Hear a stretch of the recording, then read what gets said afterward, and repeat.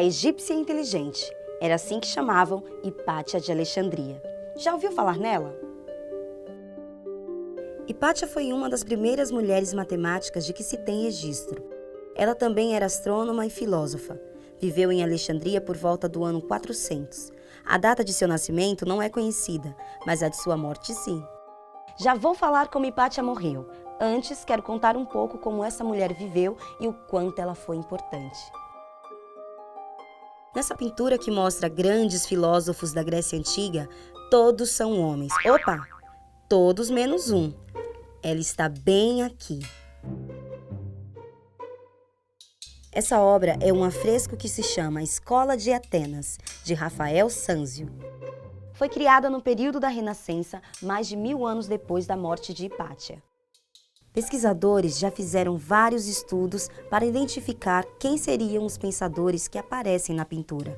Ao lado dos personagens que seriam Platão, Aristóteles, Pitágoras e Sócrates.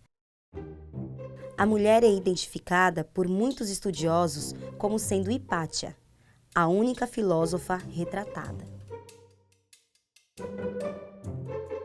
Hipátia foi muito conhecida em vida.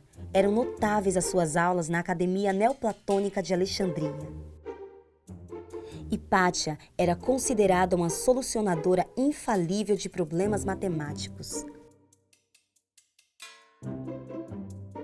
Muito antes de Copérnico, Galileu e Kepler, ela dizia que era a Terra que girava em volta do Sol com movimentos elípticos.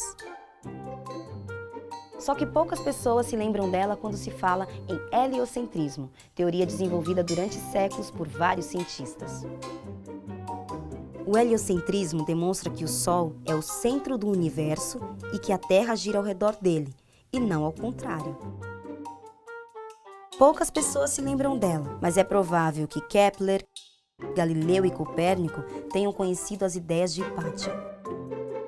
Em uma época em que não havia recursos para medir a distância que nos separa dos astros e das estrelas, Hipátia dava lições de como projetar um astrolábio. Uma espécie de calculadora astronômica que foi usada até o século XIX. Um instrumento que permite calcular a distância dos astros a partir da linha do horizonte. Hipátia iniciou sua aprendizagem orientada pelo pai, Theon, um renomado matemático e astrônomo. Ele foi o último diretor da Biblioteca de Alexandria, que durante 7 séculos foi o maior acervo de escritos do mundo. Estima-se que a biblioteca chegou a ter 1 milhão de rolos de papiro. Foi nestes papiros que Hipátia estudou. E foram eles que guardaram tudo o que ela escreveu, até que o acervo da famosa Biblioteca de Alexandria fosse destruído. Os escritos de Hipátia e de tantos outros estudiosos foram perdidos. Ainda assim, algumas de suas ideias chegaram até nós. Hipátia não viveu como a maioria das mulheres de seu tempo, que se restringiam aos cuidados da família e da casa. Ela dedicava seu tempo a estudar e lecionar, dava conselhos ao prefeito Orestes, que já tinha sido seu aluno, e discursava sobre filosofia nas ruas. Naquele tempo, tudo isso era muito perigoso, ainda mais para uma mulher. Nas ruas de Alexandria, havia muita tensão entre cristãos, judeus e pagãos. Era um período de transição. O cristianismo se estabelecia em detrimento da cultura clássica. Mas Hipátia não abriu mão de seu modo de vida e posicionamento diante deste novo mundo. Cirilo, o arcebispo de Alexandria, discordava de suas ideias e modos, e muitos a consideravam responsável pelo desentendimento entre o arcebispo e o prefeito Orestes. Hipátia foi condenada à morte. O arcebispo Cirilo virou santo da Igreja Católica e a pensadora ilustre caiu no esquecimento. O que aconteceu com Hipátia ilustra muito bem o apagamento das mulheres na história. Os feitos das mulheres vêm sendo silenciados há séculos. Contribuições importantíssimas em diversas áreas do conhecimento foram realizadas por mulheres. Mas muitas vezes elas foram esquecidas ou atribuídas aos homens. Por isso, movimentos atuais no mundo todo têm unido esforços para recuperar e contar a história das mulheres e, dessa forma, ressignificar o papel feminino no mundo.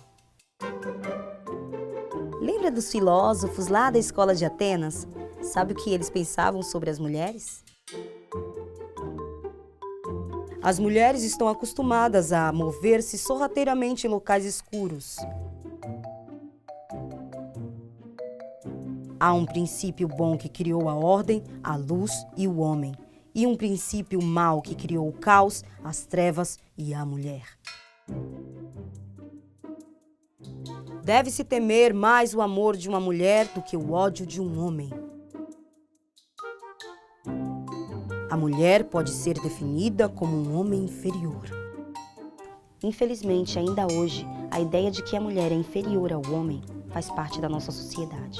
Mas esse modelo patriarcal, machista e misógino vem sendo cada vez mais questionado. E mulheres no mundo inteiro estão ocupando seus espaços e reivindicando seus direitos. Por isso, para terminar, retomamos Hipátia, essa genial matemática, astrônoma e filósofa. Preserve o direito de pensar, pois mesmo que pense errado, será melhor do que não pensar nada.